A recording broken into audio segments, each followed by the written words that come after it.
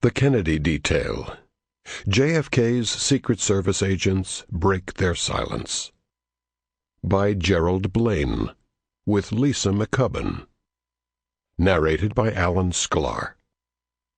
Copyright 2010 by Gerald S. Blaine and Lisa McCubbin. This unabridged audiobook is published by arrangement with Gallery Books, a division of Simon & Schuster Incorporated, and was produced in the year 2010 by Tantor Media Incorporated, which holds the copyright thereto. Prologue. By Gerald Blaine.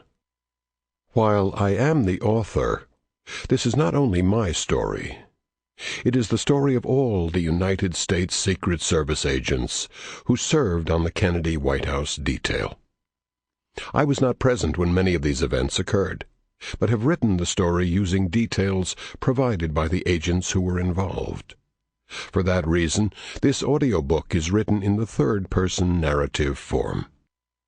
The impact of John F. Kennedy's assassination caused memories to remain at the forefront of every Kennedy detail agent's mind as they continued on with their careers and responsibilities.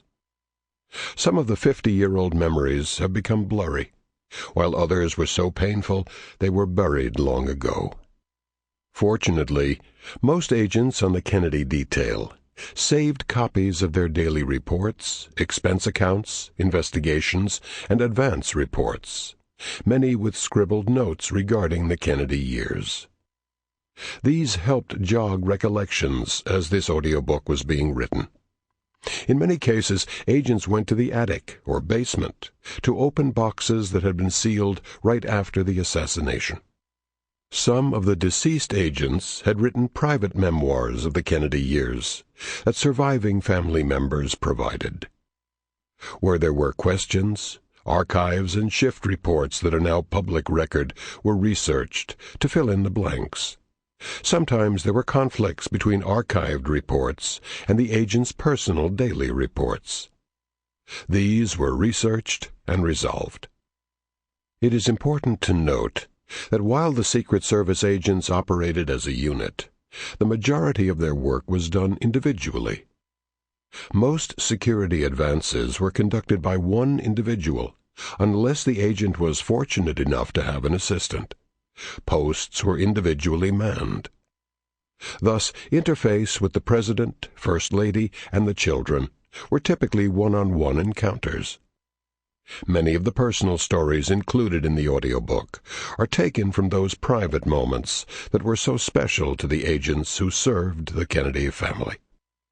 What you are about to listen to is the true story of the events leading up to and following the assassination of President John F. Kennedy, from the perspective of the Secret Service agents who were there. Since resigning from the Secret Service in 1964, I have made it a point to steer clear of political rallies. But when one of the candidates in the 2008 presidential election made a campaign stop near my home, I was curious. I wanted to see how the Secret Service had changed, how a potential United States president would be protected in today's society. The speech was not scheduled to start until 7 p.m., but when my wife Joyce and I arrived at 4, the parking lot was nearly full. The baseball stadium could seat 21,000 people, and it looked like half that many were already standing in lines that wrapped around the open-air arena and down the length of the adjoining football field. The crowd appeared excited and full of anticipation, but peaceful. Still, I had learned more than 45 years ago to be skeptical of crowds with their unpredictable nature. I knew how quickly events could change the mood, and suddenly I wondered whether I really wanted to go through with this. "Are you okay, Jerry?" Joyce asked. "It looks like the security process could take hours." I wasn't sure whether Joyce was worried about my artificial hips holding up, or that she could sense the anxiety that was slowly building inside me. She knew well my aversion to crowds. "Well, we've come this far. Let's just see how it goes," I said. "It looks like the forecasters might have gotten it right this time, though. Why don't you grab your umbrella?" There were 2 lines, one for VIPs and one for the general public. Fortunately, we had VIP passes that allowed us into the shorter of the 2 lines, but apparently we weren't all that special. Even as the line moved steadily and orderly, it was an hour and a half before we reached the security checkpoint. There was an elaborate security setup, much like what you'd go through at an airport. 16 officers from the Secret Service and the Transportation Security Administration supervised the parcel check station and the 4 magnetometers that would detect any concealed metal. As Joyce stepped up to the screening area, one of the officers said, "I'm sorry, ma'am, but we'll have to take your umbrella." Apparently, umbrellas are now considered weapons. Without saying a word, Joyce handed the man the umbrella, and he threw it into a large bin with dozens of others. She put her purse on the table, where another Secret Service officer carefully checked its contents as she walked through the magnetometer. When I stepped through as usual, the metal joints in my hips set off the alarm. The officer asked me to step aside and proceeded to brush the detection wand along every inch of my body. "I've got chrome where my hips used to be," I quipped. My eyes crinkled as I smiled at the officer. "Yes, sir," the young man said. He couldn't have been more than 25, as he proceeded to pat me down with his hands. Finally assured that I was truly just a white-haired, crippled old man with nothing to hide, the agent said, "Thank you, sir. Enjoy the event." We found seats in the mid-level to the left of the stage that was set up behind the pitcher's mound. Some kind of pop music, the kind you can't decipher the words to because the singer mumbles and the bass overpowers the voice, was blaring from speakers set up all over the stadium. It was an effort, I suppose, to put the crowd in an upbeat mood, but I would have preferred a mellow Frank Sinatra record.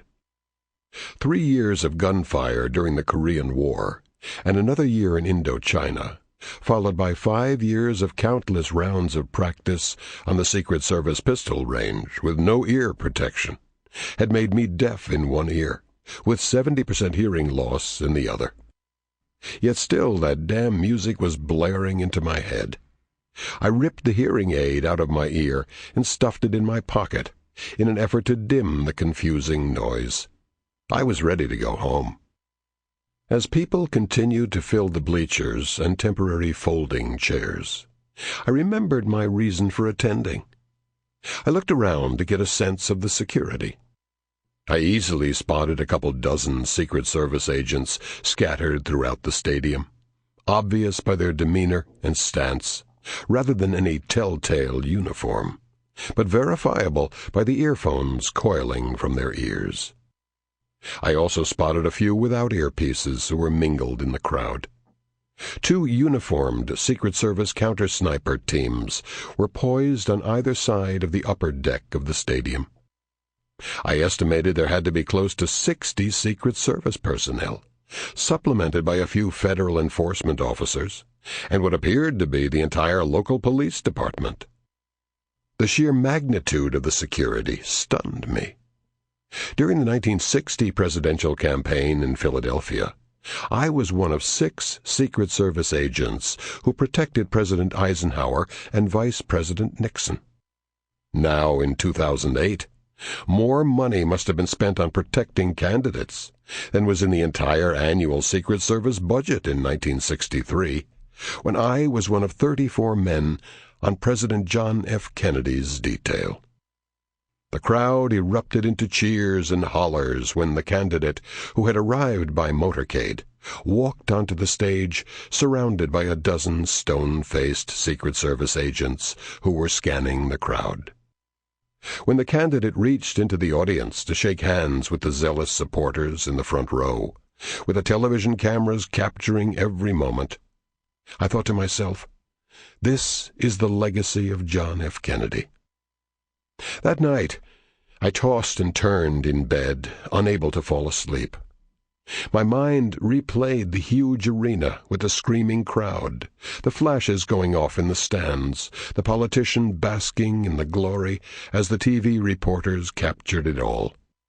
In the bleachers and on the stage, I saw the young Secret Service agents. But in my mind, they weren't the ones I had seen earlier. They were Clint and Paul and Win. And then the memories came flooding back, like they always did, as if it were yesterday.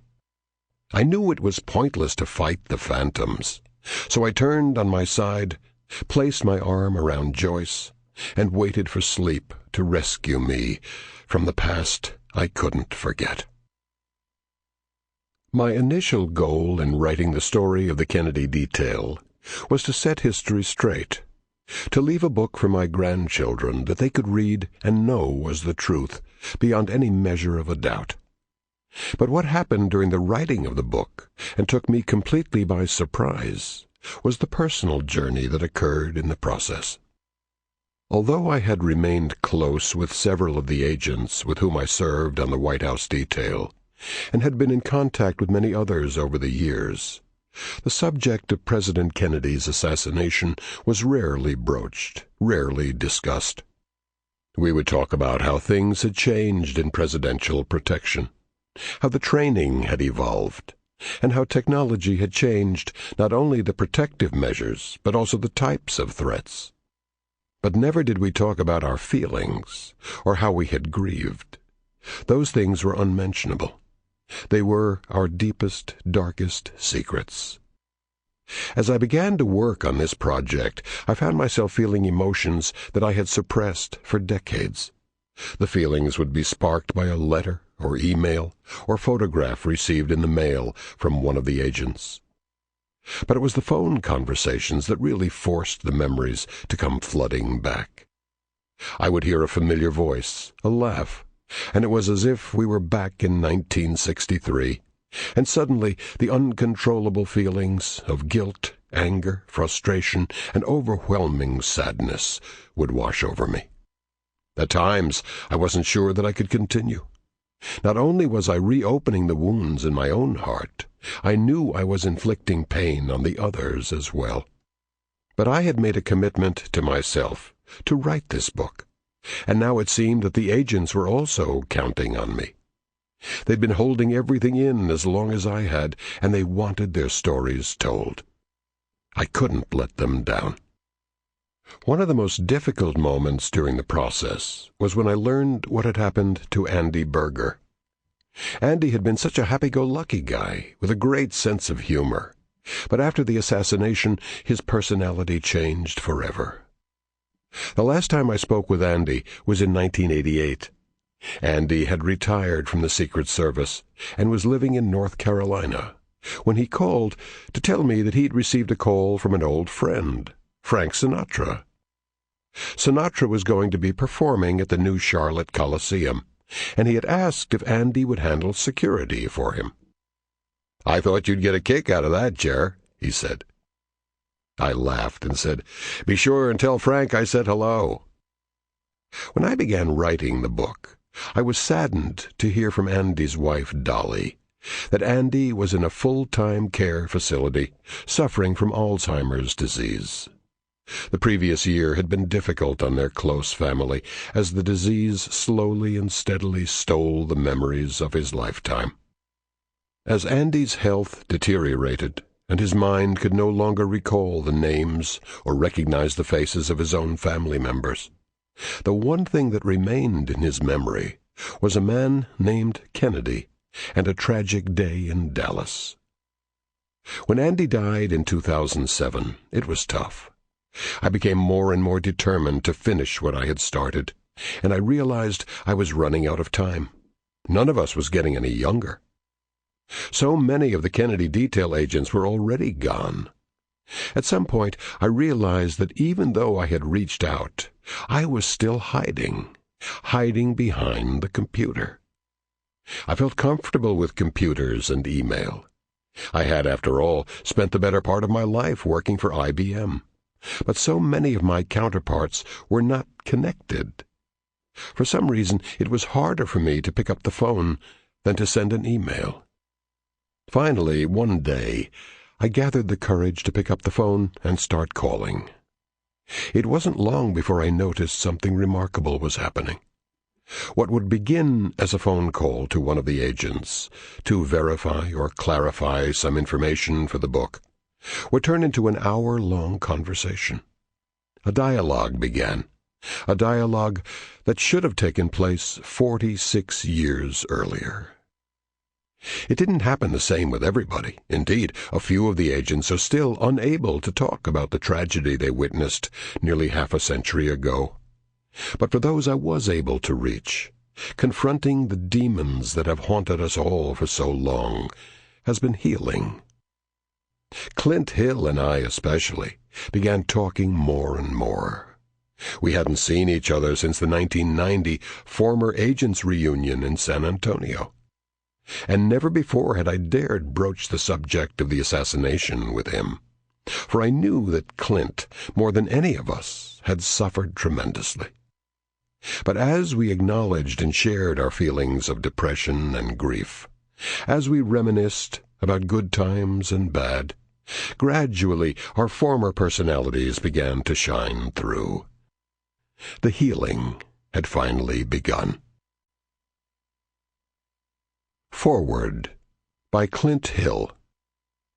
It has been nearly 50 years since President John F. Kennedy was assassinated before my eyes, but the memories of that dreadful day in Dallas are as clear and painful as if it happened only yesterday.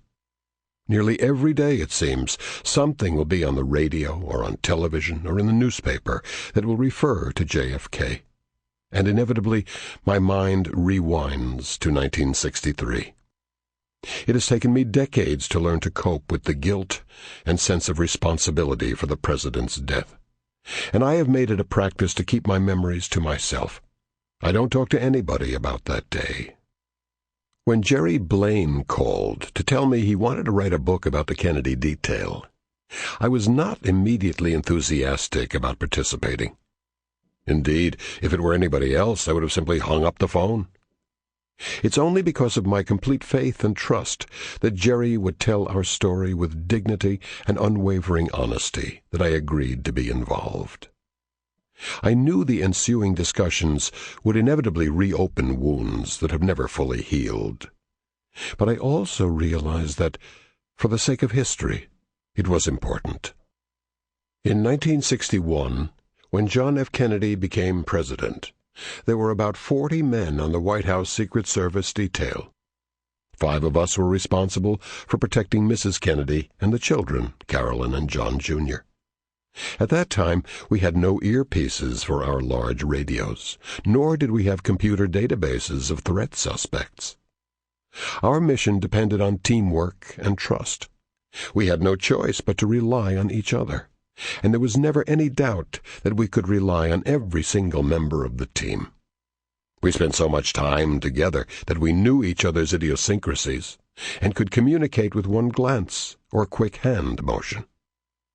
Beyond the professional part of the job, there was a respect among all of us that was the closest thing to brotherhood I have ever experienced. We came from a variety of backgrounds with various experiences. Some of the agents' service dated back to the Franklin D. Roosevelt administration. I became an agent during the Eisenhower administration. We were not aligned with any political party, group, individual, or ideology. The Secret Service credentials we carried read in part, "Is commissioned to protect the President of the United States and others as authorized by statute, and is commended to those with whom he may have official business as worthy of trust and confidence." We took those words very seriously. Our loyalty was to the Secret Service and to the words of our commission. We pledged to protect the occupant of the office of President of the United States, whoever that might be. Both the President and Mrs. Kennedy were exceedingly kind to the agents on the detail. They knew all our names and inquired about our families. They really cared about us as people, and in turn, we grew to care about them. Being on Mrs. Kennedy's detail was very different from being on the President's detail. There was a lot more informality and flexibility, but often more responsibility because most of the time it was just the two of us. She trusted me. She trusted that I would protect her, but she also knew without a doubt that the things she told me in confidence wouldn't go any further. She'd vent about problems with a staff member or something and use me as a sounding board, just like anybody does with a trusted friend. But Mrs. Kennedy also respected my job and the reason I was there. Despite our close relationship, she always referred to me as Mr. Hill. The motorcade in Dallas on November 22, 1963, began much the same as countless other motorcades I'd worked while assigned to presidential protection. President Kennedy loved to be among the people, and all the agents knew full well how crowds reacted to him. People would literally jump out of the crowd, race toward the president's limousine, and throw themselves at the car. It was crazy. We had to assume that anybody charging toward the president, even if it was a young lady dressed in a skirt and high heels, could be a potential assassin. Motorcades were always high adrenaline events for the agents. The one big difference in Texas was that Mrs. Kennedy, I always called her Mrs. Kennedy, was traveling with her husband. She was intensely private and preferred to stay out of the limelight. In fact, that trip to Texas was her first political trip in the United States since her husband had been elected 3 years earlier. Sadly, it would be her last. Nobody can say what they would or wouldn't do when a sudden catastrophic event occurs. Your instincts and adrenaline take over completely. Much of our training as Secret Service agents was practicing just such an event, so that our actions would be as automatic as possible. But as combat soldiers and critical response teams know, no matter how much training you've had, nothing prepares you for the emotions and nightmares that follow the horror of seeing a human being alive one instant, their head blown open the next. As I said earlier, I don't like to talk about that day. I have shared with Gerald Blaine more than I've shared with anyone, and what follows is an accurate portrayal of the events as I remember them and know to be true. I would be very pleased if the results of the Warren Commission and its investigation would be accepted as the final word. However, I know that the researchers, writers, and filmmakers who continue to question those findings will never accept those as the truth. The information presented by the majority of these people is theory, not fact. They were not witnesses to the assassination, have little or no knowledge of protective procedures, did not know the dedicated agents on this assignment, and simply were not in our shoes that day in Dallas. It would be a great tragedy if history were allowed to repeat itself. We must learn from the real facts of what happened. Thank you, Jerry, for telling the story, as related by the agents who actually lived it. That dreadful day in Dallas is forever seared in each of our memories. Introduction. When Time Stood Still. A man may die, nations may rise and fall, but an idea lives on. John F. Kennedy. November 22nd, 1963. It was one of those rare moments in history when time stood still, and people the world over remember where they were and what they were doing. That particular Friday afternoon, Secret Service agent Chuck Zaboral was lying in bed in his Alexandria, Virginia apartment, desperately trying to fall asleep. He'd just come off the midnight shift at Atoka, the Kennedys' quiet retreat in Middleburg, Virginia, and after 2 weeks working the day shift, his body wasn't cooperating with the new schedule. It was rare for a Kennedy detail agent to get a full 8 hours of sleep in any 24-hour period anyway. But when you changed shifts every 2 weeks, it caused the sleep cycle to rebel. After 3 hours of tossing and turning, Chuck decided he might just as well get up. It was 1:30 in the afternoon, and other than the sound of a couple of young kids riding their tricycles on the sidewalk, the Larchmont Village apartment complex was quiet. As he flipped his legs over the side of the bed, Chuck's stomach growled. His wife Jean was at work, but he was hoping she'd left him a sandwich or a plate of leftovers in the fridge.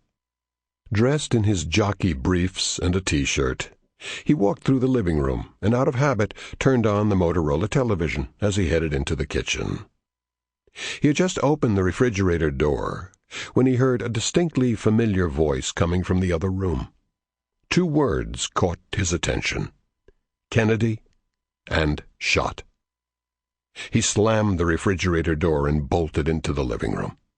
On the black-and-white screen, a somber-faced Walter Cronkite was reading from a news bulletin.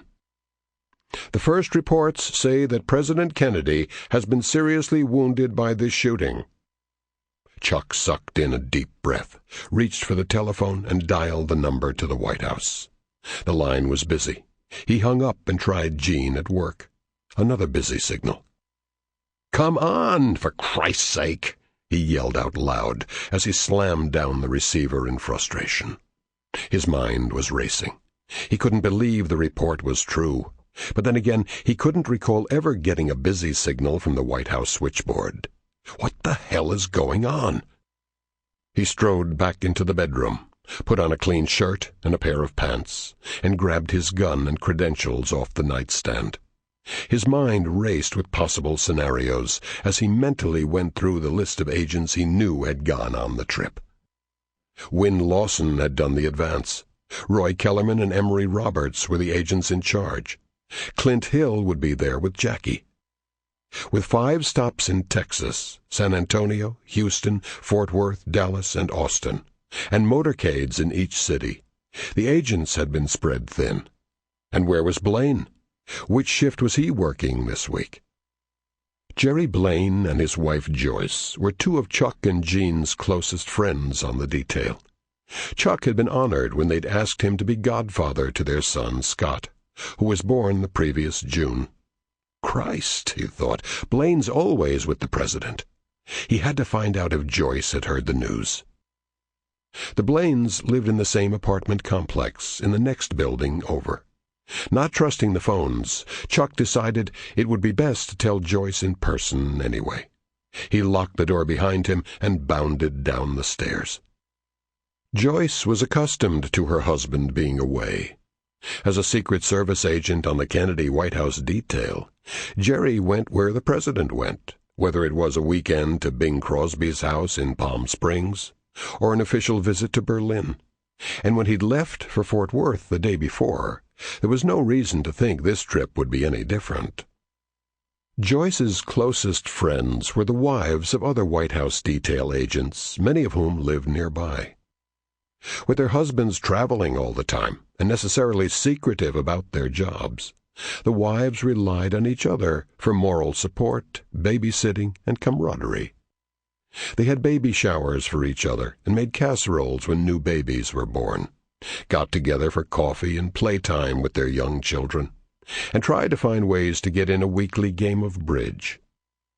On this Friday afternoon, Joyce had just put 5-month-old Scott and 2-year-old Kelly down for their afternoon naps, and intended to spend the next hour ironing, uninterrupted, while she watched As the World Turns.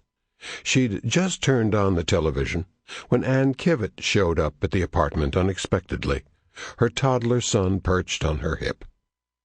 "Come on in," Joyce said in a whisper. "I just put the kids down." Then, realizing the kitchen table was piled with laundry, she added, embarrassed, "Excuse the mess." Anne and her husband Jerry, a Secret Service agent on Vice President Lyndon Johnson's detail, lived in a neighboring apartment. "Joyce," Anne said, "your phone must be off the hook. I've been trying to call you." Joyce looked over at the telephone attached to the kitchen wall, and sure enough, Kelly must have tugged on the cord and knocked the receiver off. Again. "Oh, gosh," Joyce said, as she walked over and replaced the receiver in its cradle. "What's up?" "Are you interested in taking the kids over to Gifford's for ice cream later this afternoon? I'm going stir-crazy." "You know, I'm always in the mood for Gifford's," Joyce said with a laugh. Sample complete. Ready to continue?